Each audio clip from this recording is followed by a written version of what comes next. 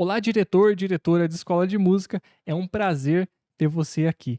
Dando continuidade então nessa nossa série, onde trazemos um convidado que tenha conhecimento dentro da área, do mercado, né, do nicho de escola de música, justamente para a gente bater um papo aqui. Então já aproveita, clica aqui embaixo em se inscrever, ativa as notificações para você não perder nenhum conteúdo novo que sair aqui no canal. Apresentando então o nosso convidado de hoje, ele que é músico, engenheiro e empresário, com graduação em Engenharia de Controle e Automação pela UFSC e MBA em Gestão Empresarial em Andamento pela Fundação Getúlio Vargas.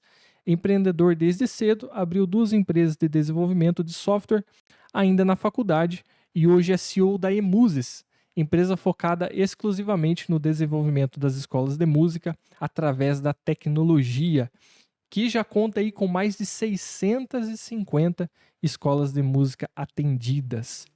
Prazerzaço em ter você aqui, Matheus. Oh, que isso, cara. Prazer é meu. Show. Cara, então pra gente começar aí esse bate-papo, como eu comentei mais cedo, né? Vocês já atenderam aí mais de 650 escolas, né? Então, assim, pô, escola pra caramba. O que você já viu de número de alunos, assim, que te chamou a atenção? Por exemplo, tem escolas que tem mais de 500 alunos, mais de 1.000 alunos. O que você já viu aí, mais ou menos uma média, que você falou, caramba, cara, não sabia nem que dava pra chegar nisso. Eu já. Cara, nesses 7 anos de empresa, a grande maioria das escolas são escolas pequenas. Não tem jeito. Escolas ali cerca de 50, 100 alunos, né, 100 e pouquinho, até 150.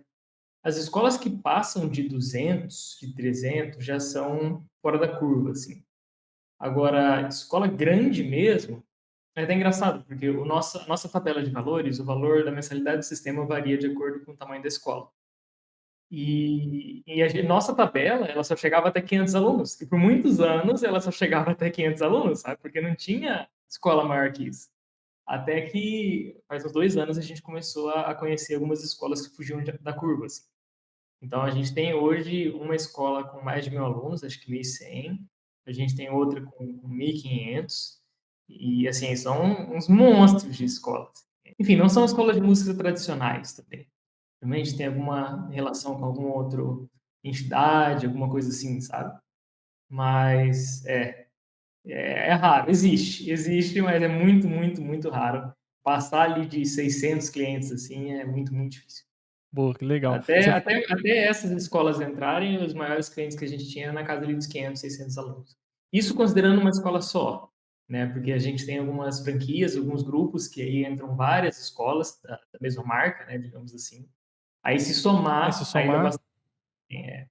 E o que você percebe, assim, Matheus, com esses, como você comentou, esses 7 anos aí que você já tem de estrada, que seria uma diferença, e não vamos nem colocar essas de 1.000, 1.500 alunos que você comentou, que realmente são pontos fora da curva, mas pensando aí daquela escola pequena, que tem ali até talvez 50, 100 alunos, e aquela escola que tem ali esses 400, esses 500 alunos, você consegue perceber alguma diferença principal entre essas duas escolas, de por que uma talvez tá naquela lógico, tem o tempo ali da escola, né, todo esse processo, se uma escola está iniciando, ela vai estar com menos alunos, é lógico, mas pensando em categorias talvez similares, uma escola que tem 10 anos e outra que tem 10 anos, e uma tem 50 e outra tem 400. Você consegue perceber já talvez ali pela gestão que você vivencia com essas escolas, algum ponto de diferença principal que faz uma alcançar esses números e a outra não? Olha, eu acho que tem muita coisa que é diferente, né? Dizer o que que a escola fez para chegar ali é mais difícil, né? Da gente poder julgar como é que ela chegou naquela trajetória. Mas as diferenças entre as escolas, entre o estilo de gestão, assim, um pouquinho dá para ver. Eu acredito que a escola que cresce bastante é aquela escola que foca muito na experiência do aluno, foca muito no diferencial dela e foca muito na retenção de alunos, em segurar o aluno por mais tempo. Eu acho que isso daí em levar a escola a ser mais do que só uma escola, um lugar onde o aluno vai, tem aula e volta para casa, sabe? Transformar realmente não é para usar esse termo, uma família, ou uma cultura, ou uma coisa, sabe? A escola é realmente uma coisa que as pessoas fazem parte, aí tem eventos, e aí tem, né, mais coisas interessantes, assim. Criar um senso de comunidade, né? Isso, é exatamente, um senso de comunidade para os alunos, porque ainda mais hoje em dia, né, você consegue aprender música, né, até um certo ponto e meio capenga, mas enfim, você consegue na internet, você consegue, né, de outras formas, você consegue com um professor particular. Então, a escola, ela tem que ser uma escola, ela tem que ter um diferencial, ela não pode só te ensinar, você chegar lá, né, o professor te ensinar e você vai para casa. Não, tem que ter mais coisa. Tem que ter, ela tem que respirar música, você tem que ter lá, chegar lá, ter, né, professor tocando, ou prática de banda, as coisas acontecendo, e aí ter eventos, ter coisa da viva nas redes sociais também, né, para você sentir que você faz parte. Porque você tem que se diferenciar. A escola, o que que a escola traz de diferencial para um professor particular? Porque, teoricamente, o ensino vai ser semelhante, né? Vai ter um professor te ensinando da mesma forma. O que que muda? Muda o ambiente, né? Você vai estar numa escola, você não vai estar em casa ou na casa do professor, você vai estar numa escola. E o que que é diferente no ambiente? Ah, tem mais gente, é um negócio vivo, tem uma comunidade, tem pessoas ali, tem cores, a escola é decorada, você chega lá, você já fica inspirado, né? Tem quadros de músicos famosos, enfim, coisas assim, sabe? Que eu vejo que as grandes escolas todas têm isso. As grandes escolas todas, sabe, quando você entra numa escola de música grande assim, você já sente, você fala, opa, eu tô em outro lugar, sabe? Eu tô numa coisa diferente aqui. O ambiente Então conta eu acho muito, né? que O oi? ambiente conta muito, né? Conta muito, conta muito. É o que vai tirar o aluno de casa num dia chuvoso para ir para lá, sabe? Eu acho que é o que vai fazer a diferença, assim. Isso que faz o aluno ficar também. E eu sinto, assim, também que o grande marco da escola de sucesso é conseguir manter os alunos por bastante tempo. É justamente ter tudo isso para engajar o aluno, para manter ele motivado, para ele ficar lá dentro pelo máximo de tempo possível, né. Eu acho que isso daí a escola que tem um tempo médio de retenção ali, de permanência do aluno baixo, sofre muito para crescer, muito, muito mesmo.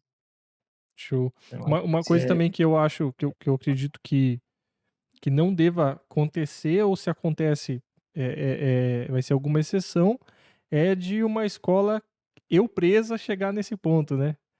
Muito provavelmente essas uhum, escolas aí que têm mais de 400 alunos, é uma escola que já tem uma estrutura de gestão mais definida, né, do tipo, você vai ter um diretor bem definido, quem que é o diretor, você vai ter uma uhum. equipe de vendas talvez, uma secretaria, você vai ter talvez uma equipe pedagógica, né, pedagógica.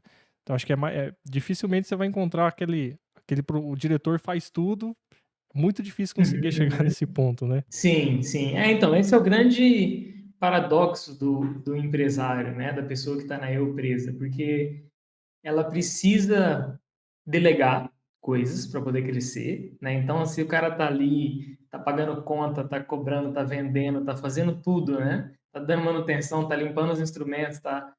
E aí ele não consegue ter tempo para crescer, para pensar em tudo isso que eu falei, né? Ah, como é que eu vou fazer a experiência, a jornada do aluno, como é que eu vou garantir? Ele não tem tempo para pensar nisso, né? Então aí ele não consegue crescer. Só que por outro lado, por ele não estar grande, ele não consegue também contratar alguém para delegar, né? Exatamente. Então, aquela coisa, você precisa de dinheiro para ter tempo e você precisa de tempo para ter dinheiro. Então, o que que você vai fazer primeiro, né? Então, eu acho que esse é o grande desafio, né? Tipo assim, poxa, eu queria muito focar nisso, mas eu não tenho tempo e eu não tenho dinheiro para contratar alguém, né? Se eu pudesse focar nisso, aí eu ia crescer, aí eu ia ter dinheiro para contratar alguém, mas eu não tenho, então como é que eu fico, né? E aí eu Exatamente. acho que entra muito a questão das parcerias, de engajar os professores, quem está contigo, né, para você tentar, nem que seja aos poucos, delegar um pouquinho, né? Então, a primeira vez, geralmente se contrata uma secretaria, né, uma secretária, alguém para ficar cuidando ali, para já tirar um pouquinho das suas costas. Então, você como empresário, o seu tempo ele vale muito, ele vale muito. Então, você tem que ficar constantemente achando formas de aproveitar melhor o seu tempo e de fazer menos coisas, né? Então, assim, o que que eu posso delegar, o que que eu posso passar? Poxa, tenho uma escolinha pequena, eu tenho 2 professores só, e é só a gente. O que que você pode colocar esse professor para fazer? consegue, né, às vezes colocar ele para fazer essa questão da jornada do aluno, de conversar com os alunos em tal aula, para tentar manter ele mais tempo ali, né? Ou às vezes o professor consegue fazer isso, fazer aquilo. Então, você tentar engajar a sua equipe também, as poucas pessoas que você tem contigo, para tentar dividir tarefa, para tentar fazer as coisas, fazer crescer, né? Perfeito, Então, cara, concordo 100%. Cara, como que a escola de música pode tirar um melhor proveito de um sistema de gestão? eu acho que isso entra muito a questão que eu falei ali do tempo, né? Então, o sistema de gestão, ele está ali para facilitar a sua vida, ele está ali para te deixar mais organizado, ele está ali para te poupar dor de cabeça, né, confusão, etc, etc, tanto para você quanto para os seus professores, para os alunos. Mas outro grande aspecto do sistema de gestão, ainda mais do nosso, é a automatização de processos. Então, a ideia é o máximo proveito é você conseguir tudo que você conseguir delegar para o sistema fazer sozinho, você fazer. E você não precisa ter uma escola grande para isso, né? Por exemplo, a questão da cobrança, enviar boleto, receber, toda essa parte, o sistema consegue fazer 99% sozinho.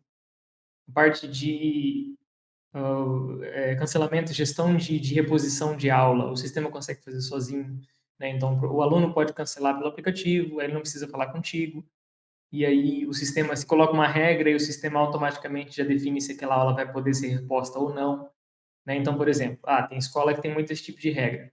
2 dias antes da aula, ele ainda pode cancelar e ele vai poder repor. Certo. Um dia antes, ele já não pode, porque avisou muito em cima da hora, ou tantas horas antes, ou enfim, sabe? O sistema faz isso para você. Se o aluno cancelar antes, ele já, se for dentro do prazo que permite, ele já marca lá que tem aquela aula para repor, então já fica lá no cadastro do aluno, o aluno sabe, você sabe, o professor sabe. Ou, se for muito em cima da hora, o sistema já nega, não, essa aula não vai poder ser reposta, entendeu? E Olha só. já fica lá registrado que foi por causa disso, não vai ter reposição. Então é uma coisa a menos para se preocupar já. Então, essa que eu acho que é o primeiro lugar, né, o maior proveito de um sistema desse é você ganhar tempo, é você delegar tudo que você puder fazer para o sistema, para você não ter que se preocupar com isso mais e ele cuidar. Não Show. só tira trabalho que você tem, então economiza tempo, mas também tira a preocupação que você tem. Tem que ficar sabendo, aquele aluno reagendou, tem que repor a aula dele, aquele professor está devendo aquela tal, tal. Cara, é muita coisa na cabeça. Você como empresário, né, cara, você tem que cuidar de muita coisa, muita coisa. Então, se você não Dá-lhe tiver organizadinho em planilha, alguma né? coisa... Oi? Dá-lhe planilha, né? Então, se o cara aí se perde, aí tem que anotar, e aí fica preocupado, e aí o aluno fica chateado porque, né, você esqueceu da aula dele, ou da aula repor e tudo, então é um malabarismo, né? Você tem que ficar segurando tudo ali, não deixar nada cair. Então, acho que em primeiro lugar é isso, é cansar algumas coisas, tudo que você puder colocar no sistema, e tem muita coisa que dá para colocar no sistema, se deixar lá, né? E aí, uma vez que você fez isso, aí começar a usar o sistema para o outro grande proveito dele para tirar a informação. Então, aí vem a questão que você falou. Então, métricas, acompanhar se a escola está crescendo, se está diminuindo, a parte do financeiro, acompanhar certinho, dá para fazer a conciliação bancária ali, saber exatamente para onde o dinheiro está indo, se está diminuindo, se está não, né? Tudo isso dá para acompanhar e você tira informação, você aprende mais sobre como que a escola está indo e você toma decisão em cima disso. Então, aí é um assunto mais complexo esse, mas eu diria que, em geral, é exatamente isso. E quais são as métricas principais que uma escola deve acompanhar? Tempo médio de permanência, como eu falei, você tem que ver se está aumentando, se está diminuindo é um problema, se está aumentando, se está mandando bem. Enfim, número de alunos, número de matrículas, toda a questão do comercial, né, o CRM, os leads, acompanhar como é que está indo, acompanhar resultado de ações. Então, eu investi numa mídia paga, ou eu investi num evento, ou eu fiz um outdoor, enfim, seja lá o que for. Será que isso me trouxe resultado? Né? Então, um grande erro de empresários, ainda mais no início, é isso. Ele faz várias coisas, mas ele não aprende com aquilo. Tudo que você faz, tudo que você testa, você tem que aprender. Deu certo? Não deu certo? Por que não deu certo? Quão certo que deu? É uma coisa que vale a pena eu investir mais ou não? Entendeu? Então, com as métricas, você consegue saber isso.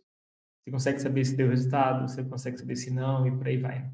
Você já assistiu aquele programa O Sócio? É um Não, não programa que assisti. passa, não sei se passa ainda, mas passava no History, que é um programa americano, né? Mas é um empresário que ele vai para empresas para se tornar um investidor, um sócio daquela empresa, e ele implementa a capital, né? E também os processos, o conhecimento dele, né? Então ele chega lá, sei lá, chega numa padaria, ele vai lá e vê o que está acontecendo, vê onde é que estão os problemas, né? Analisa ali o processo, o que está para melhorar, o financeiro também, esse tipo de coisa. Investe naquela padaria e vira um sócio, né? É basicamente isso que ele faz. E esses dias atrás, um programa que eu estava assistindo dele, que ele foi um programa que ele passou 10 dicas. Uma das principais dicas foi: conheça seus números. Que todos, praticamente assim, Uhum. 80%, 90% das empresas que ele entrava lá para fazer esse trabalho, cara, os caras não sabiam o custo das coisas, gastavam dinheiro com um monte de coisa, não sabia se estava tendo resultado, investia em lugar e não monitorava nada, não tinha métrica de nada. Então, assim, você vê que lá fora também, né, é algo assim geral, né? Muitas empresas acabam passando por isso, né? Então, você tem um programa de gestão como o da Emuses, né? Você consegue ter tudo isso praticamente na palma da mão ali no celular para ver se isso está funcionando ou não, né? O modo mais básico de aproveitar métricas, né? Porque às vezes fala de tempo de permanência, média, churn, LTV, fica muito complexo, né? Cara, se você tem os números certinho, mês a mês, de quantos alunos você tinha, quantos alunos você ganhou, quantos alunos você perdeu, já é muito bom. Já dá para você acompanhar como é que as coisas estão indo, já dá para você saber muita coisa, dá para você tirar muita informação disso. No mínimo, é legal você montar um gráfico disso, no sistema tem, ou você pode também montar na planilha para ver o que está acontecendo.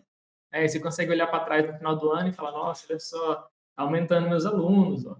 Aumentou, aí deu uma diminuída aqui no meio do ano, porque os alunos saem, depois subiu de novo, né? Então, como empresário, legal ver isso. A métrica, ela vai contar uma história ali da sua empresa. E você vai olhar para trás e falar, olha só como cresceu, olha só como no início do ano tem muito aluno novo, aí depois cai, aí depois aumenta de novo. Então, você começa a entender de sazonalidade. Aí, quando começa o próximo ano, você já sabe que vai ter muita matrícula aqui. Então, você já faz uma promoçãozinha, você já faz alguma coisa. Aí tem um mês que tem pouca matrícula, você também pode fazer alguma coisa. Eu já vi escola comentando, dezembro o aluno termina o dezembro e aí quando chega em janeiro, depois das férias, não volta mais. Então isso é uma coisa que pelas métricas você vai saber. Isso acontece na sua escola? Acontece aqui, ó, em janeiro, né? Aqui, ó, perdi um monte de aluno. É quando eu perco a maior parte dos meus alunos, eu perco em janeiro, né, ou em dezembro. Então você já sabe o que fazer. Em dezembro você já faz alguma ação, você já, né, tenta renovar o contrato antes, tenta dar um desconto. Se você faz um reajuste, você pode falar para o aluno, não, se você renovar agora, você consegue pegar o valor da mensalidade sem o reajuste até os próximos 6 meses, né? Então, essa informação, esses números, no mínimo esses três, né, número de alunos, números alunos novos e alunos perdidos, você tem que acompanhar mês a mês e ver as tendências, ver o que está acontecendo, e já vai te dar uma base enorme, assim. Então, outra coisa legal também é entender por que que os alunos saíram, né, começar a fazer, igual você falou, pesquisa de satisfação, e quando o aluno sai, por que que você está saindo? Né, e tentar anotar isso. Então, é o mínimo que você tem que fazer, eu acho, em termos de métrica para acompanhar isso daí. E já é muita coisa. Cara, muito legal. E assim, já aproveitando, você tem alguma dica, já falando de sistema, né? Você tem alguma dica para aquela escola que tá pequena ainda, para aquele cara que não consegue delegar muita coisa, o diretor que o famoso faz tudo, né? Ele é o diretor, ele é o contador da escola, ele é o financeiro, ele paga professor, ele cobra aluno e ainda dá aula. Você já falou aí das métricas importantes e tal, né? Mas o que que você teria alguma dica essa para esse cara, de tipo assim, cara, esse cara consegue, sei lá, às vezes entrar no sistema uma vez por semana, 2 vezes por semana, o que que esse cara deveria olhar naquele tempinho que ele tem na semana de entrar no sistema, por exemplo? Eu acho que principalmente essa questão do que está acontecendo na escola. Então, acompanhar o que está acontecendo, né? Então, ele vai ter que, no mínimo, ele vai ter que fazer, usando um sistema de gestão, planilha ou qualquer coisa, na verdade, você vai ter que anotar o que está acontecendo, né? Se tem um aluno novo, você tem que ir lá matricular ele. Se tem uma aula experimental agendada, alguém que chegou para conversar, você tem que ter isso registrado também. Então, você tem que registrar. E aí, quando você tiver tempo para parar, né, nem que seja, que nem você falou, uma vez, 2 vezes por semana para olhar, para analisar, é ver o que está acontecendo. Então, ver, olha só, entrou 2 alunos mês passado. Como é que eles estão? Eles estão vindo nas aulas? Né? Se você está marcando a presença, vai estar ali registrado. Está aumentando? Está diminuindo? Eu tive bastante matrícula? Por quê? O que aconteceu? Então, seria basicamente isso. Eu acho que o mais importante, além de alimentar o sistema, né? sempre que possível. Claro que quando a escola está pequena, não tem tanta coisa acontecendo assim, então não tem tanta coisa para anotar, né? Fica até mais fácil. Mas marcar a fatura como paga, né? Se você não está usando a integração, faz isso automático para você. Ó, esse aluno aqui já pagou, esse daqui não. Né? Manter o sistema atualizado.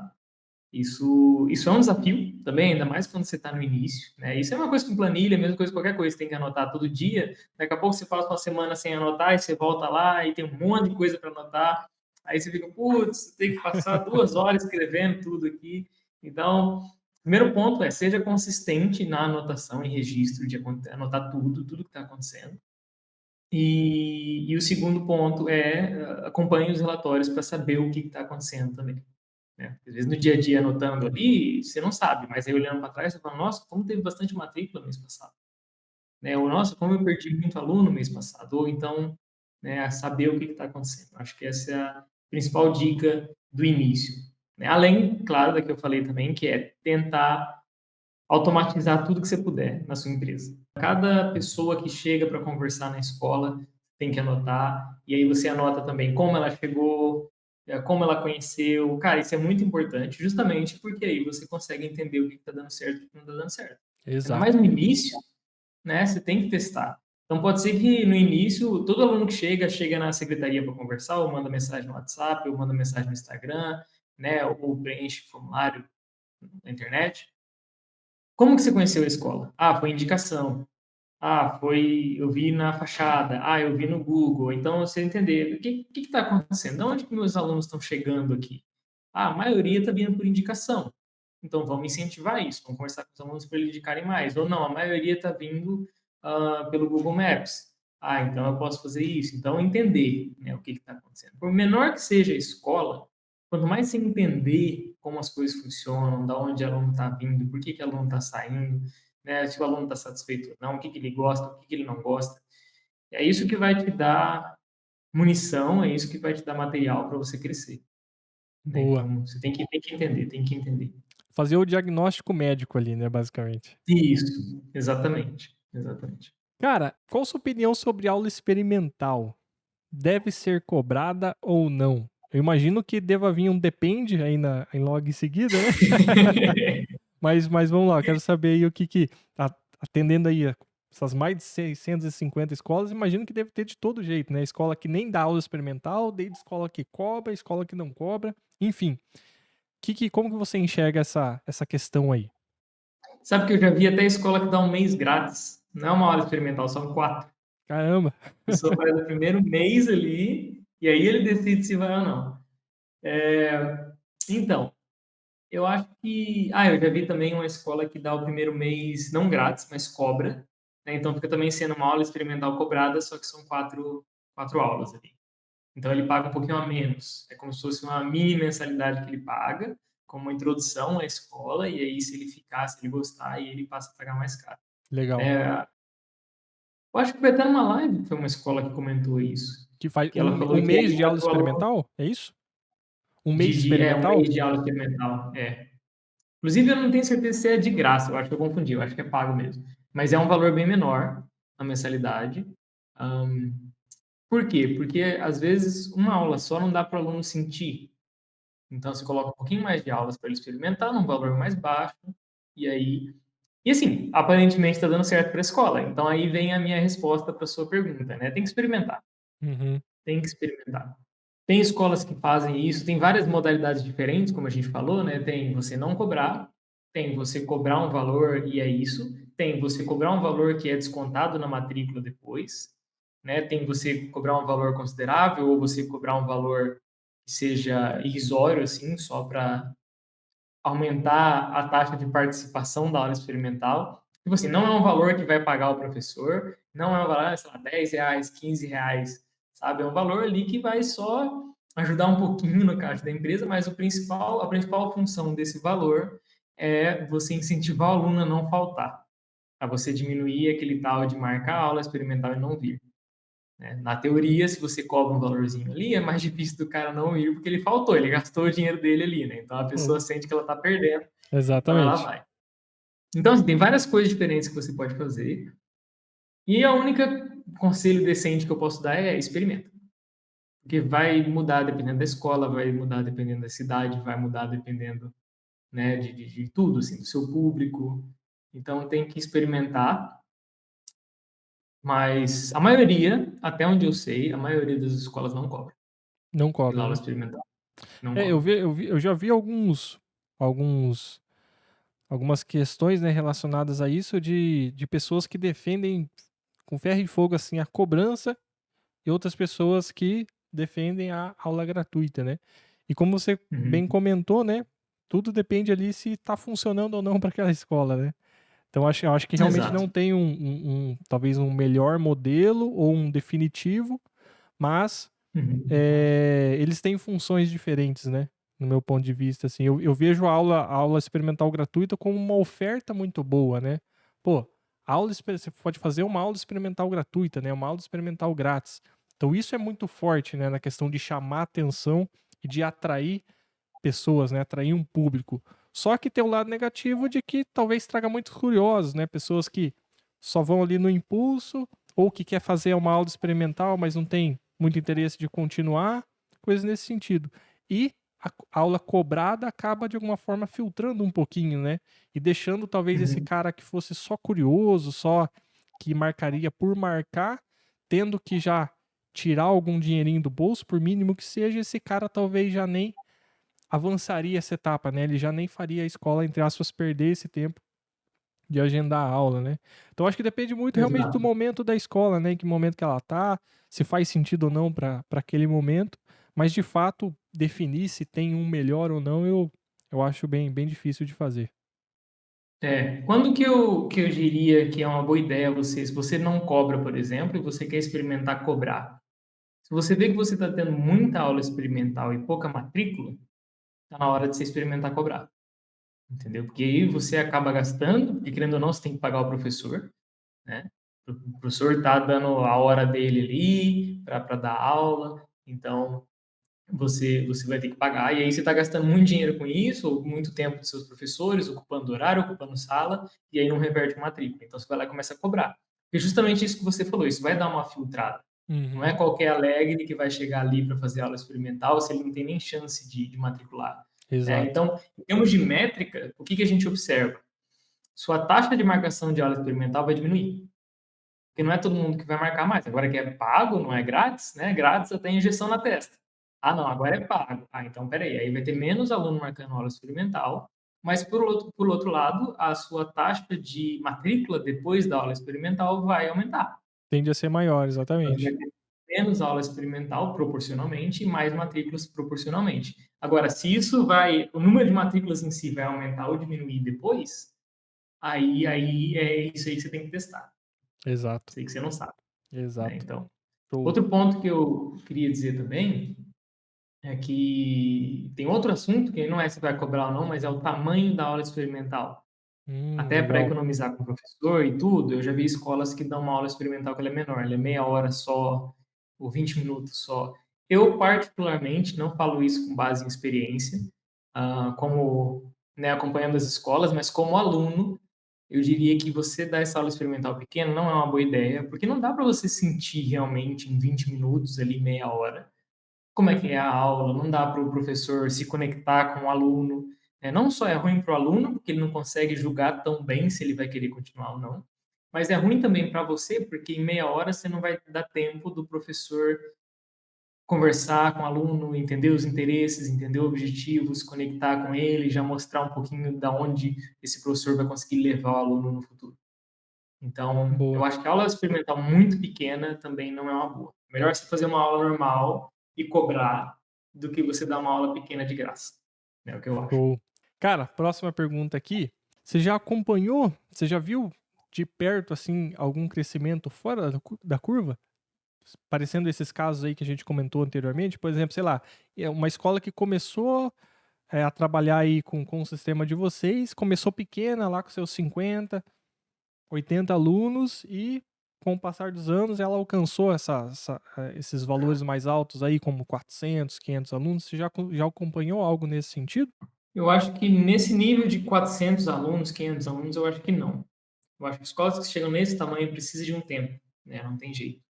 Agora, a escola sair ali de 50 alunos e chegar a 150, chegar a 200, eu já acompanhei algumas, Pô, com legal. um bom crescimento, que chegam a um ponto legal, às vezes começa a ter ideia de abrir uma segunda escola, né. O que acontece? Uma coisa que eu tenho observado, ainda mais hoje em dia, pós-pandemia, né, parece que o aluno ele está menos motivado a sair de casa. E se ele precisar ir muito longe, isso é pior. Então, a escola de música ela está se tornando uma coisa mais local, mais de região. Os alunos que você vai ter e os alunos que vão ficar contigo por mais tempo, geralmente são os alunos que moram perto. Se ele tem que pegar ônibus, se ele tem que isso aí vai diminuindo, sabe. E isso, pelo que eu tenho observado, eu conversei com algumas escolas, se intensificou depois da pandemia. Então a escola está ficando um pouquinho mais, né, então, muitas vezes algumas escolas que chegam num patamar de 200, 250 alunos, elas sofrem um pouquinho para crescer. Então uma coisa que se pode fazer como empresário daí, né, é abrir uma segunda unidade. E aí você vai para uma região um pouco longe na cidade e abre, porque às vezes a região ali meio que saturou mesmo, Uhum. e aí se você começa a pegar aluno mais longe, é mais difícil de manter, porque, né, é 1, 2, 3 dias chuvosos, dificuldade de locomoção, trânsito, o cara fala: "Ah, eu vou cancelar". Então, às vezes, dá mais sentido você fazer isso. Mas enfim, só um parênteses, né. Com relação a crescimento fora da curva, eu vi alguns casos que fizeram isso. E eu acredito que o maior responsável por isso, que eu tenho observado, é mídia paga mesmo. É investimento em mídia paga, é investimento em marketing, né, quando é bem feito, isso traz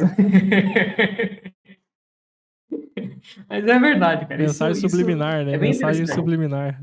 Mas dá um resultado, cara, não tem jeito. Ainda mais a escola que nunca fez isso antes, né, então ela cresce, ela até chega até um ponto ali no boca a boca, tem os professores, tem ali no bairro, o pessoal conhece tudo. Aí ela resolve colocar R$ 100, no Google Ads, né, ou no Instagram ali. Cara, às vezes dá um assim, ó, começa a chover aluno, então é o que eu tenho visto, assim, que tem feito diferença. E aí, uma vez que o aluno está lá, né, você trouxe ele usando o Google Ads e tudo, focar em manter ele. Então, focar na experiência do aluno, né, todo aluno importa, conversar com eles, e aí, está gostando, não está gostando, como é que está indo, como é que é o seu sonho, né, o que que você quer fazer. Ah, vamos definir uma meta que, então, no final do ano, você vai estar tocando essa música que você gosta, você vai tocar com a família no Natal, você vai tocar, né, na igreja, você vai, enfim, definir um objetivo ali e manter ele lá dentro, né? Então, esses 2 pontos aí. Em termos de vendas, o que impulsiona a escola que cresce é começar a colocar mídia paga, fazer investimento disso. Show. E às vezes é desproporcional o resultado, né, você sabe disso muito melhor do que eu. Às vezes a escola coloca ali, começa a chover aluno, não sabe nem o que fazer mais com tanto aluno. Não é sempre que acontece isso, mas dependendo da região, dependendo de várias coisas, acontece. Com certeza, com certeza. Com esses anos aí, essa experiência que você tem de mercado, você consegue ter uma ideia aí de onde pode estar o maior gap ali no funil, né, no CRM da maioria das escolas de música? Ao longo do processo, onde é que está a maior dificuldade da escola, né? É, se é, Se por é em exemplo, marcar aula experimental, se isso, é se é na conversão da aula, se é o pessoal que, pô, muita gente não responde, por exemplo, o lead some, enfim, onde você consegue, você tem alguma ideia nesse sentido? pelo que eu verifiquei, varia muito. Isso varia bastante, assim. Eu acho que, em média, o gap maior existe na marcação da aula experimental. Então, para as escolas que anotam tudo certinho, né, você incentivar o aluno a trazer, a ir lá e tudo. Porque, enfim, várias questões que entram aí também, mas muitas vezes o aluno só chega lá para perguntar de curioso, né, e aí fica de marcar e não marca, tudo. Então, porque tudo é venda, né, tudo é venda. E a aula experimental, você tem que vender a aula para ele. Com Então você certeza. tem que justificar para ele por que é interessante ele ir, o que ele vai ganhar com isso, entender o que ele está buscando, se é, né, um hobby para melhorar a saúde mental, se é um sonho, se é então entender o que ele quer, e aí vender como a aula experimental, ir lá conhecer a escola, fazer uma aula, pode ajudar ele nesse sentido. E vender um pouquinho da escola ali também, tudo. Então eu vejo que existe uma dificuldade aí. Não é tanto comparecer à aula experimental, eu vejo que é até Não é a pior parte, em termos de taxa, pelo menos, né? Não é a pior taxa e a pior queda, mas sim nessa parte de marcar aula experimental, de o aluno se comprometer a ir lá, né? Eu acho que esse é um ponto que eu vejo mais em comum, assim, que as escolas têm dificuldade. Um outro ponto ainda só para colocar mais um aproveitando para colocar mais um adendo aqui na aula experimental, muitas escolas não veem isso como um produto, né, e nem às vezes, sei lá, tentam melhorar essa parte da aula experimental, eles deixam às vezes muitas vezes tudo em cargo do professor, né. E muitas vezes o Uhum, professor uhum. ele nunca, tipo, cara, o cara nunca viu nada, não sabe nada de vendas, ele só é um professor que tá dando a aula dele, né. Então, eu até conversei esses dias atrás com uma escola que ela falou assim: "Ah, tem um professor que a gente sabe que quando ele tem aula experimental, ele vai fechar com o aluno". Eu pensei: "Cara, por que que então não pega esse professor, faz uma reunião com todos os outros professores e esse professor pra ele falar o que que ele tá fazendo, né?". Porque se ele tem uma taxa assim tão alta de fechamento, ele tem algo para passar para os outros professores, né. Então eu acho que às vezes falta essa comunicação da escola, né, de entender que tá todo mundo, digamos assim, no mesmo barco, né, e tudo faz parte de um time, né. Então fazer, sei lá, uma vez no Uhum. mês, faz um almoço, todo mundo junto, e o professor fala assim: "Ó, fulano, você tá tendo aí você é o cara que mais fecha a aula experimental. Você pode falar pra gente como que você faz essa aula? O que que acontece?". Que daí os outros professores vão perceber, falando assim: "Cara, eu não faço isso. A minha aula não é desse jeito, Uhum, vou começar a tentar fazer assim", né. Então isso uhum, é uhum. muito importante também, né, pra auxiliar ainda mais nesse processo da venda, né. Sim, exatamente. A aula experimental, ela é um processo de venda, né, e se você deixa a cargo do professor, em primeiro lugar, vai ser inconsistente, então, cada professor vai ter uma taxa de conversão diferente, e aí você vai ficar tentando puxar tudo para aquele professor, mas não vai ser possível e tudo, então, né, às vezes a escola nem sabe, né, a escola tem que qual que é o seu professor que mais converte a aula experimental, você sabe disso? Né, às vezes não sabe. Deveria saber, justamente para fazer isso, né. "Ô, e aí cara, como é que você faz isso? Que mágica é essa, né? O que que você fala? Como é que funciona a sua aula experimental?". Sei lá, fica ouvindo na porta. Exa O aluno grava. entra lá pra fazer aula experimental, você fica lá na porta, assim, para ver o que que ele faz, né. Porque, cara, é possível que o aluno chega, ele fala: "E aí, cara, você quer aprender violão?". "Quero". "Então tá, ó, aqui é o braço, aqui é a escala, vamos fazer". Cara, isso não é uma aula experimental. Né? A aula experimental é para você construir uma relação com o aluno, entender o que ele está buscando, entender o que ele tem de experiência, entender o que ele gosta de gênero musical, disso, aquilo, né? E mostrar para ele, ó, se você continuar aqui, isso aqui é só uma aula experimental, mas se você continuar aqui, eu vou te levar a esse lugar que você quer chegar. Né? Então você tem que vender o sonho ali para ele e mostrar como que você consegue chegar lá. Até uma dica bem legal para aula experimental, tudo que você puder conseguir de informação sobre o aluno antes dele marcar a aula experimental, você consegue. Então você puxa ali, cara, qual que é o seu sonho? O que que você está buscando? Né? Por que que você quer fazer aula de música? Você tem o sonho de cantar ou você, né, quer, enfim, inúmeros motivos, né? Questões de saúde, física e mental, questões de. E aí você leva isso para o professor. O professor, na hora que ele vai fazer a aula experimental, ele tem que saber de tudo que você puder pegar ali, daquele aluno. Né? E aí, na hora que o professor chegar, não vai ficar também aquele questionário: "Ah, me conta". Não, ó, eu já sei. Então, por exemplo, você descobre ali antes de marcar a aula experimental que o aluno gosta de sertanejo, né? Ah, gosta de Jorge Mateus, por exemplo. Cara, o professor tem que chegar na aula com 5 músicas de Jorge Mateus pronta, né? Com a cifra ali, com tudo, e aí já chegar falando, já, entendeu? Então, tem toda essa parte né? A aula experimental não é uma aula normal. Não é. E também não é só uma demonstração de como a aula vai ser. Não, é tudo uma jogada que você tem que fazer ali para conquistar o aluno, tudo. É mostrar que o professor se importa, mostrar que vocês se comunicaram sobre esse aluno, né, que o professor já sabia que ele está vindo. Não é o aluno chega e aí, como é que é seu nome? Não, cara, o professor tinha que saber o nome do aluno já, ué. Você não marcou a aula experimental, colocou na agenda dele e tudo, né? Então, Exatamente, tudo isso que exatamente. importa muito. O aluno ele tem que comprar essa relação, né, cara, porque você pensa o se a pessoa vai fazer, sei lá, um plano de 6 meses, cara, a pessoa vai passar uma hora por semana durante 6 meses com aquele professor. Então ele tem que Uhum. comprar essa relação, né, ele tem que gostar desse ele tem que sentir já nessa aula experimental isso, né, falar assim: "Cara, eu quero passar mais tempo com essa pessoa, né, eu gostei dela". Acima de tudo, além da pessoa querer aprender o instrumento, ela comprar a aula, ela tem que comprar a pessoa também, né, ela tem que querer Uhum. continuar com aquilo, digamos assim. Para ela querer continuar com Exato. aquilo, ela tem que se sentir encantada, digamos assim, ela tem que se sentir que é importante, que o professor se importa com ela, e a melhor maneira de fazer isso é, como você comentou, já ter dados prévios, né. O mínimo, mínimo, mínimo, como você comentou, é saber o nome da pessoa, né, cara, esse é o mínimo, né. É, E a partir disso, aí você vai exatamente. construindo mais coisas para encantar ainda mais, né. Que você enxerga, Matheus, hoje, que seja talvez a ou as principais dificuldades de uma escola de música? Tem várias. Top 3, vamos lá. Top Tem 3. várias coisas, assim, que a escola tem dificuldade hoje, cara. Diria que retenção de aluno, como eu falei, manter o aluno dentro da escola, manter o aluno engajado, manter o aluno animado, isso é uma grande dificuldade. É uma grande dificuldade e é o ponto de virada, né, é o ponto que realmente vai revolucionar a escola, quando você começa a acertar, né. Professor, tá um grande desafio hoje você contratar professores, achar bons professores, treinar, engajar professores também, né. Então toda essa questão que a gente está falando, de fazer uma aula experimental especial, de a aula ser especial, de você manter o aluno ali dentro, tudo isso, se o professor não está engajado, se o professor não está animado, se o professor não está dando o melhor dele ali todo dia também, é difícil. Então essa é uma grande dificuldade que eu vejo das escolas.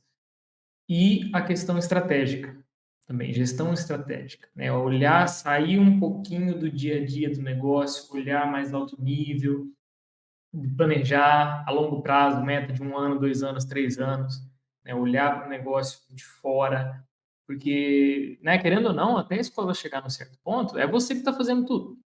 E aí você fica muito preso no dia a dia ali, é ligar para aluno, é cobrar, é pagar conta, é isso, é aquilo, e você não olha: "Putz, o que que eu podia estar fazendo? O que que eu posso planejar diferente para o ano que vem? O que que eu posso", né.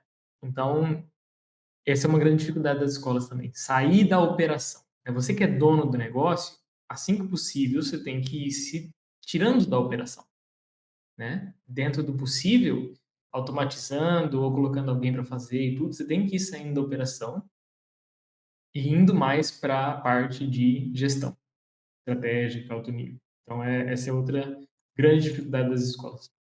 Pô, legal.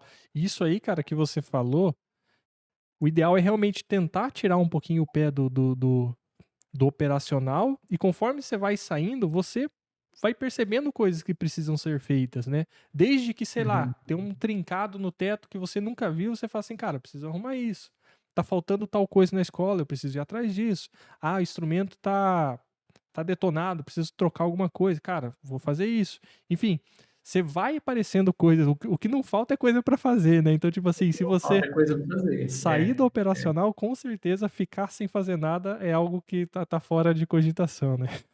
Exato, exatamente, exatamente.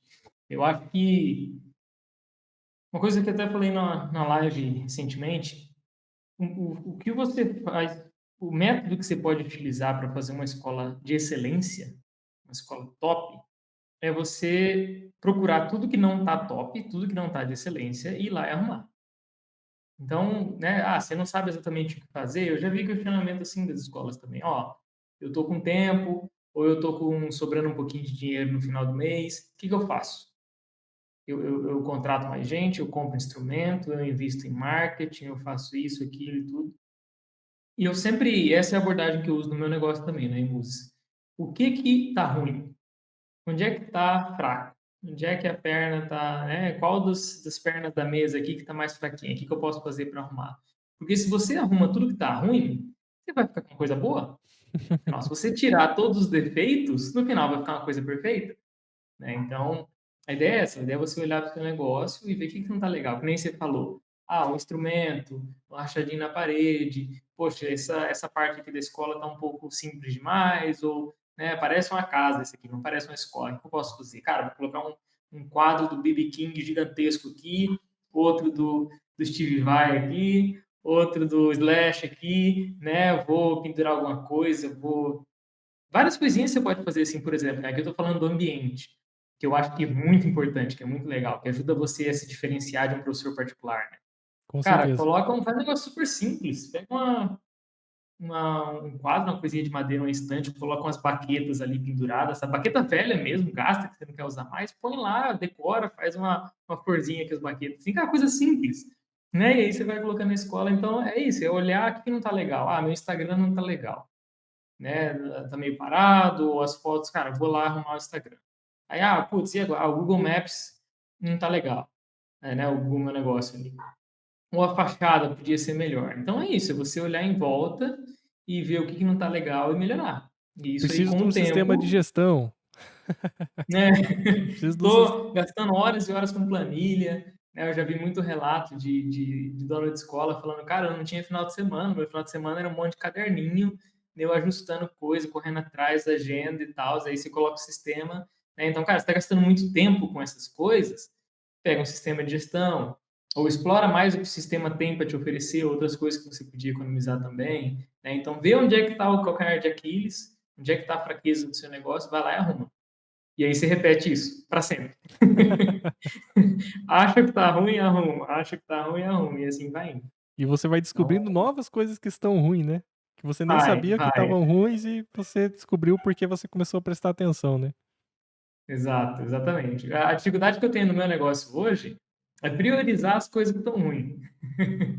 Então, tá, então toda essa lista de coisas assim que eu vejo que poderiam ser melhor, podia estar mais legal, que, né, eu sou muito perfeccionista, assim. Então, se tem uma coisinha levemente torta ali, eu já, putz, tem que refazer tudo, vamos arrumar isso aqui, vamos. Então a questão é como é que eu priorizo isso, o que que eu faço primeiro, né? E como é que eu acho tempo para fazer tudo isso que está na lista. Então esse que é o grande desafio. Pô, show de bola. Cara, é isso então. Aqueles recadinhos finais, né, ó, galera, sei que você que tá assistindo aí, por favor, não esquece protocolo padrão do YouTube aqui, né? Se inscreve aí, ativa as notificações, já clica no gostei, compartilha esse vídeo aqui naquele teu grupo de WhatsApp de diretores de escola de música do Brasil aí, que eu sei que você participa, eu sei que você tá lá. Manda esse vídeo pro pessoal lá que vai ajudar, com certeza, muitas outras pessoas também.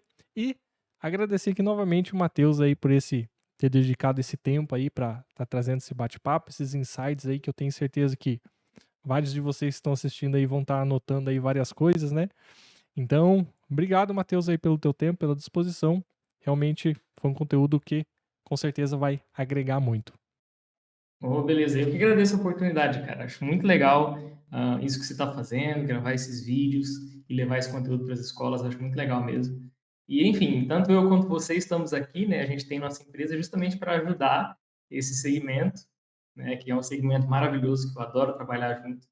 E, e é isso. Então, vamos lá, vamos para cima, vamos fazer o que a gente pode aí para levar as escolas de música para frente, né? Show. Lembrando, tá, pessoal, todos os links e coisas relacionadas ao Emus vão estar aqui na descrição, então vai estar o link do site deles, o link do Instagram deles também, tá? Assim como da Neomídias também, beleza? Então, depois de assistir o vídeo aqui, confere os links lá. E é isso aí. Abração e até o próximo vídeo.